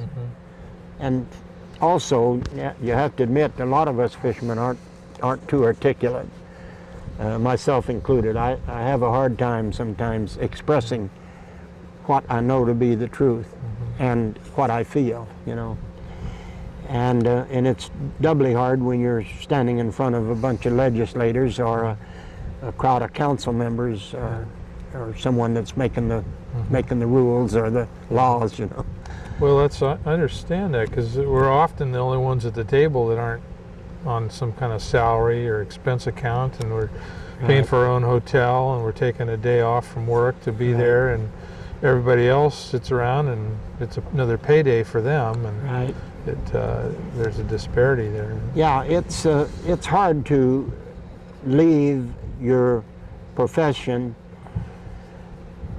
to protect the future of your profession when the need at home is so much. Sure. Sure.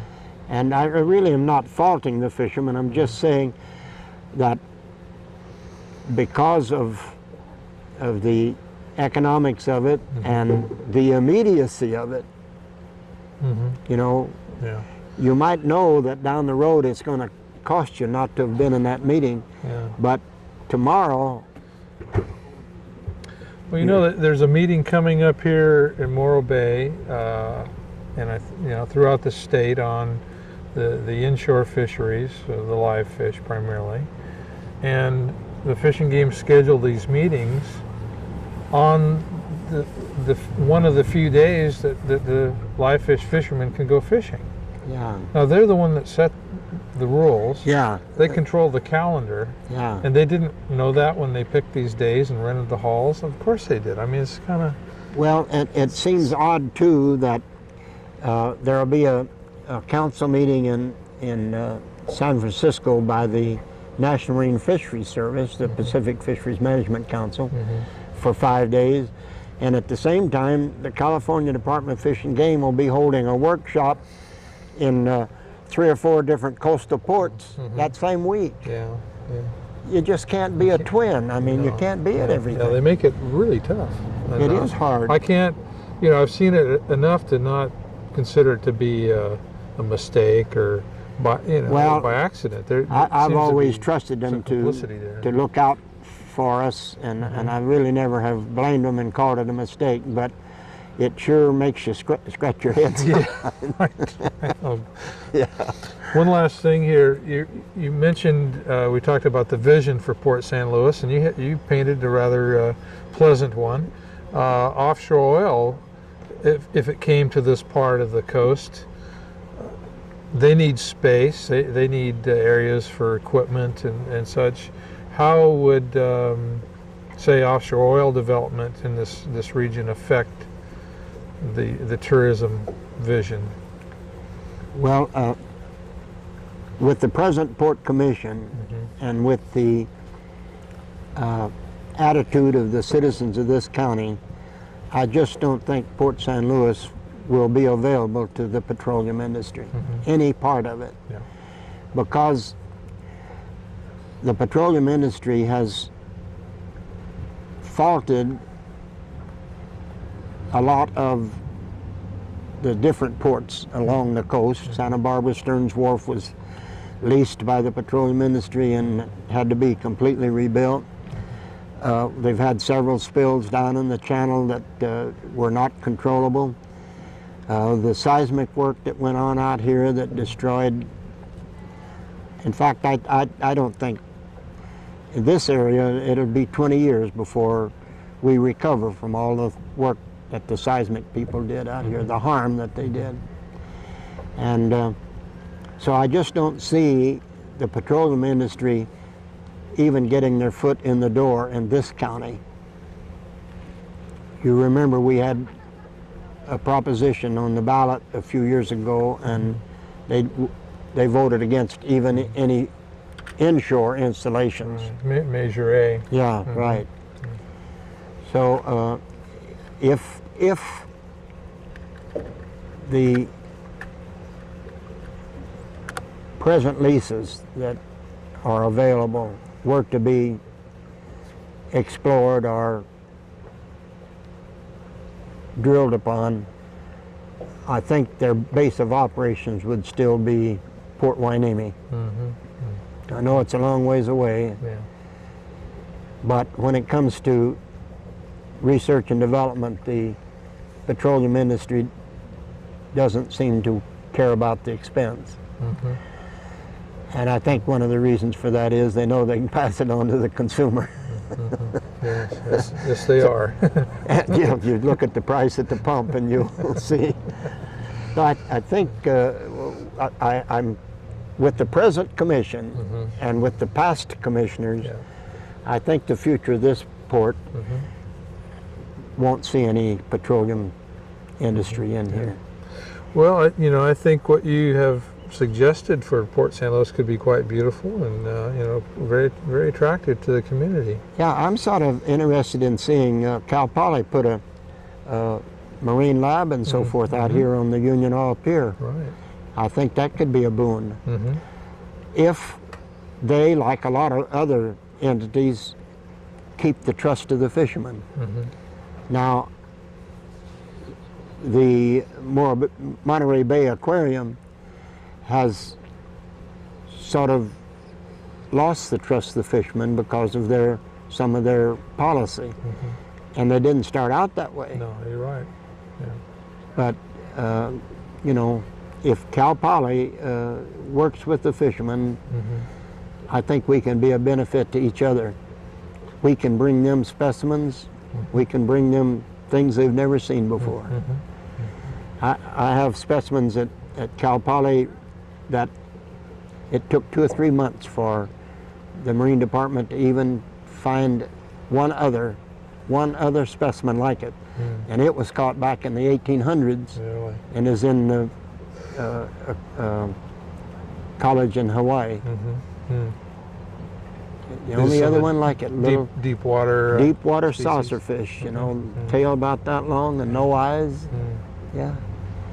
So, yeah, I brought to the California Fish and Game the first that any of the, you know, Sandy Owens or any of the marine biologists around here had ever seen. I brought them one of those manta prawns. Oh yeah, manta shrimp. Yeah. Yeah, it was a Nasty little things. big prawn like that, Yeah. beautiful green and fluorescent yellow. Dangerous Take thing. your thumb right off, won't they? Oh, the fellow working for me started to pick him up. I said, "No, Paul, Oh yeah. don't touch him.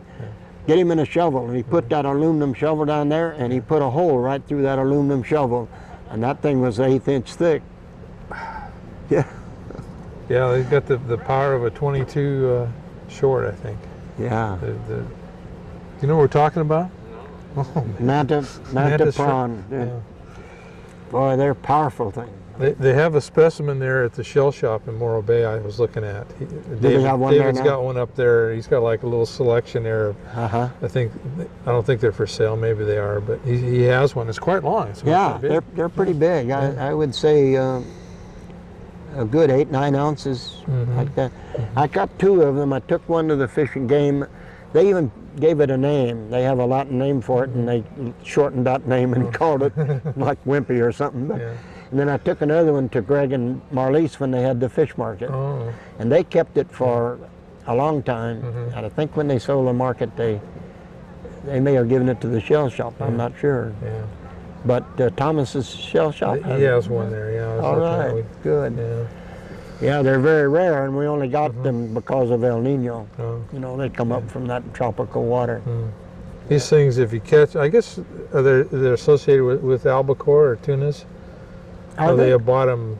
No, they're bottom. They're bottom, Yeah, yeah. I got them dragging. Yeah. I've heard them somehow associated with fish, where if you take them out of a net or you get one on your boat, it has a claw that shoots out very rapidly, high speed. You wouldn't even see it.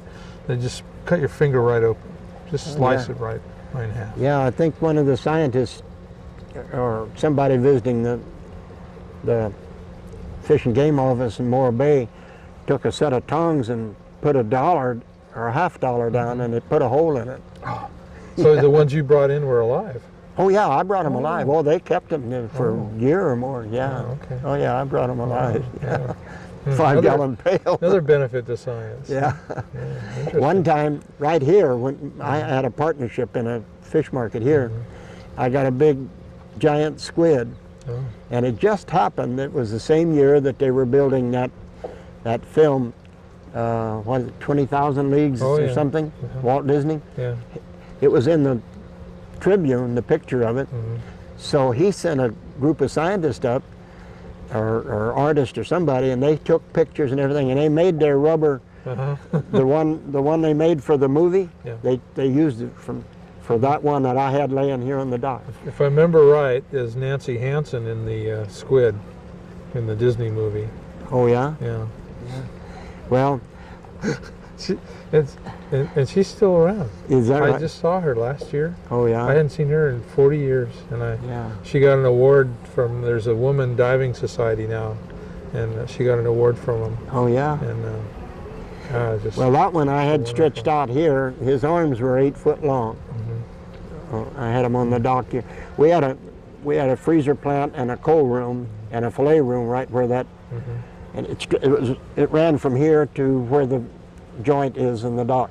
This was separate. This piece was separate, and we owned it separately. It was only about that much space between. We just threw some boards down to run our forklift over and stuff. And one time I got a giant sea bass, big black sea bass. I hung him on the davit right there. Yeah. My daughter was a freshman in high school in San Luis. We were living in Avila, so there was a girlfriend and hers that was staying overnight with her. So they come rushing out here, and we got pictures of them. The the black sea bass was Right. bigger than the girls, Yeah. 385 pounds. You know, they no longer call those a Jewfish. You heard that? They changed the name Yeah. they're called the Goliath. What? A Goliath. Oh, now, Goliath? Not a Jewfish, right? Because they're big, yeah. So now somebody figured out that the Palestinians, or was it not the Palestinians, but the David and Goliath. what was it? What was Goliath? Oh, Well, whatever he was. Yeah, They're he gonna- was, he was a Palestinian. Okay, well, now the Palestinians are going to be upset about it. So, you Well, can't win. I thought You that can't be PC. I thought it was bad when I heard that that the Jewish people didn't want you to call that eucalyptus anymore because they misunderstood it to say eucalyptus. That's a little racy now, Travis. Yeah, a little bit ethnic. Yeah. How about lunch? Are you hungry? Well, I really should get back and get to it. I Yeah, thank you for inviting me. Chores can I ask a couple questions? Just getting back to the Sure. who you sold your fish to. I won't promise you that I can answer them, but you can ask. That's okay. Let's see what comes up. I'm just curious.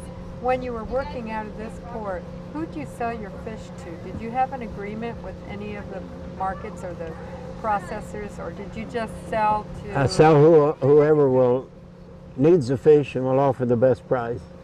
So we sell our live fish here, and we sell most of our dead fish to Old Port.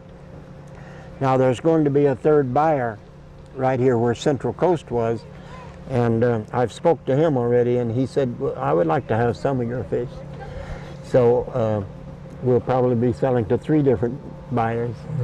Did any of the buyers in this area, did they ever own any of the boats themselves, or did they have boats that they had like contracts with, so that they had a Generally, the processors allow the individuals to own the boat, and they just buy from them. But Old Port Fisheries here has one big steel boat, and it's out, not fishing. I could point it out to you. The Point Loma. It's owned by Barry Cohen, Old Port Fisheries, and it probably produces a good portion of the fish that they buy in this port. But they also buy my fish up in Moss Landing, this port does, and ship it down here to process it, and then, it goes to LA or Bakersfield or Fresno or even San Francisco. But we fished oversoul in deep water, like 3,000 feet of water sometimes, and that product has to be filleted and processed, so this is where they do it, out here. And that's quite a process. You ought to see them doing it. I want to. Yeah, you walk out there and it's all open. You can just go and most of the labor out there, I think all but one, are immigrants from Mexico. So they're very friendly and anxious to talk to you. Some of them don't speak real good English, but they're nice people to work with. So, yeah. Something we should go out. Well, I was thinking maybe walk out there. Barry's on our list of people. We wanna He's talk to there. him, I so saw Barry and Chris walk out a little earlier Walk by. that way. There. Yeah, Oh, they were okay. going that Oh, way, so they're okay. probably out there.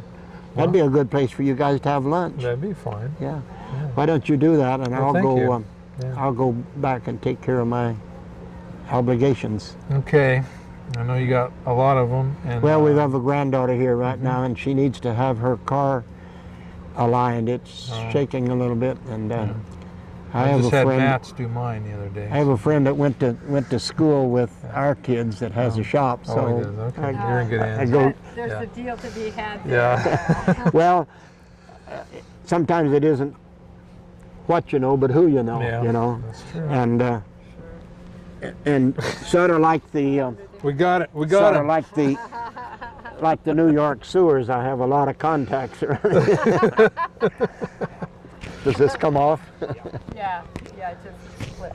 Well, There you thanks very much, Travis. That was All really right. grand. Well, I appreciate getting to recite my poetry to you. Well, that was pretty good. We're gonna have to use that. We definitely have to use that. Well, whether you use it or not, that all can be edited out, but at least you got to hear some of it. Well, that's pretty good. Absolutely. Yeah. Well, I'm gonna call Laddie and tell him, we're wanting to come down, and when the two of you Yeah. are, I'm gonna give him your phone number, and maybe the two of you can work it out, and Yeah. I'll drive you down. We'll have make a day of it. I would really love to do that. Yeah.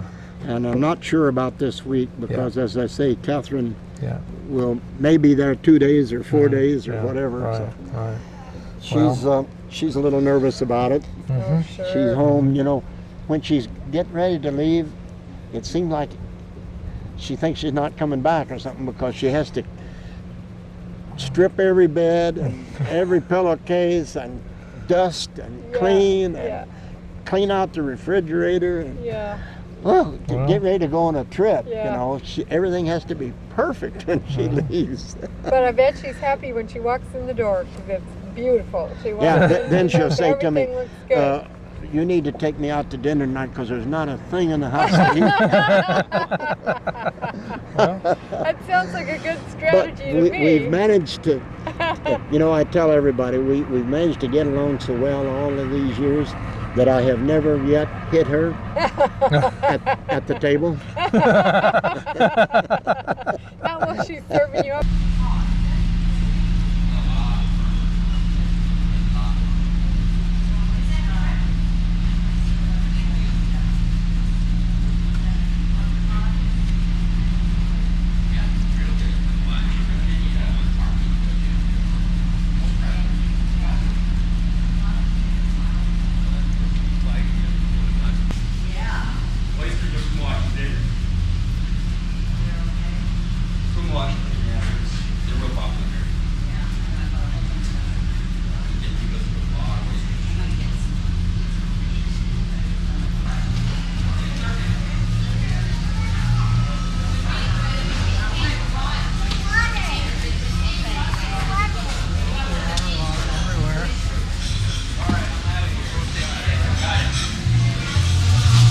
Jacket on. Okay. Thanks for your cooperation.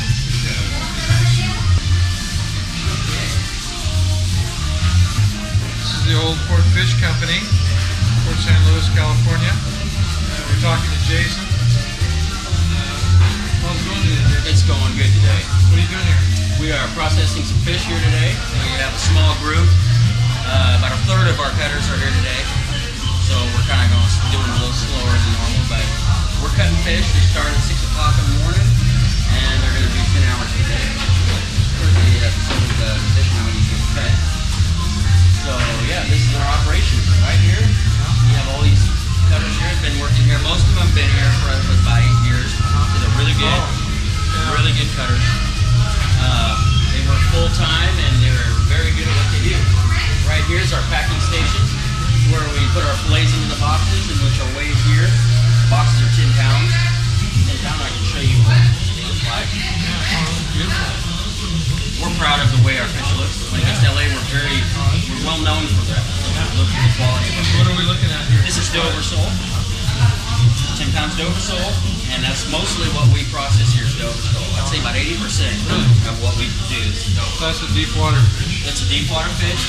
It's the least regulated, so we can catch more of that than other species. So we do a lot of that. On a good day, we can cut up to 5,000 pounds of fillet for a day on a good day with a full crew. All right.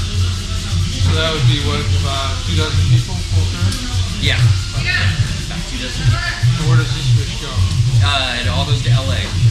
I think 98% goes to LA, and then a lot of it comes back here. So that's what we do. We send it all to LA about 3 times a week. As fast as we can cut it, we sell it. And what's it used for primarily? That I wouldn't know. I don't know. Do you use it here for your fish and chips? No, it doesn't work good for fish. It's not good fish and chips. It's a softer fish, so it doesn't really hold up well in the frying pan or in the oil. So they use Sauté probably? maybe, or make put breading with it, make patties or something. Not real sure what they do with it. They buy a lot of it. Well, how many? Let's see, 5,000 pounds on a good day. Yeah, you want to, yeah, we can cut 15,000 pounds of fish a day. That's whole fish. 8 to 10 hours. If you want to walk over and get a closer look at what we're doing here up close, okay.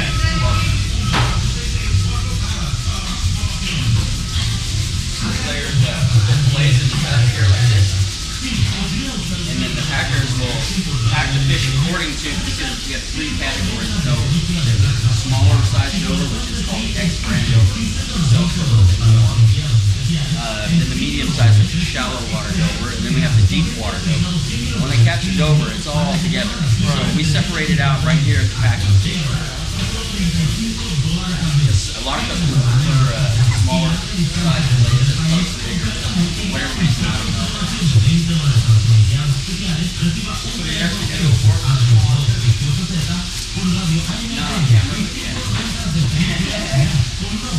Yeah, we do know. Well, it makes sense because it takes longer to cut it, and it, you know, it's more labor intensive. Right. Yeah, it looks better than it tastes. Well, I mean, dover is very soft texture fish, not a lot of flavor, so just personally, I don't really like it. I was an Appaloonie guy for 9 California.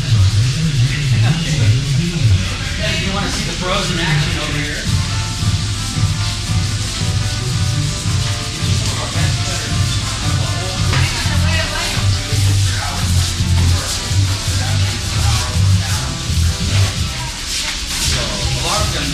Produce 30 to 35 pounds of fillet an hour. You know, that's a lot of fillet.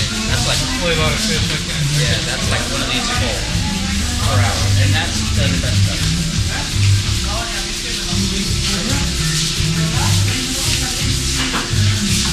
One thing with this here.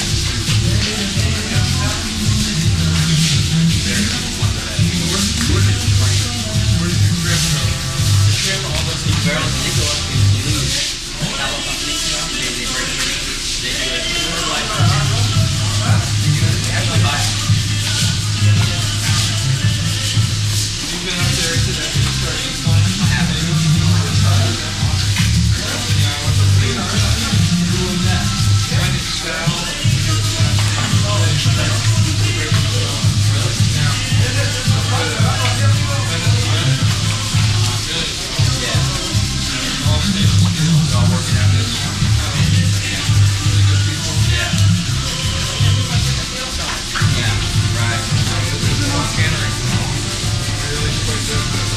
Yeah, as small as we are, it's amazing how much we put out of here, you know, how much we produce and how well known our fillets are in LA. It's amazing.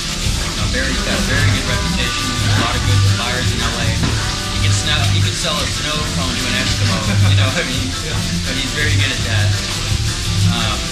Yeah. People catch on. You're just selling snow cones. So Yeah, right. No, but a lot of it has to do with our quality, you know. I mean, we simply will not buy fish from a boat if it's not, if the shelf life's gone or if it has an odor or something, we just won't cut it and sell it. It's a lot. Steve, come around. Get some man here.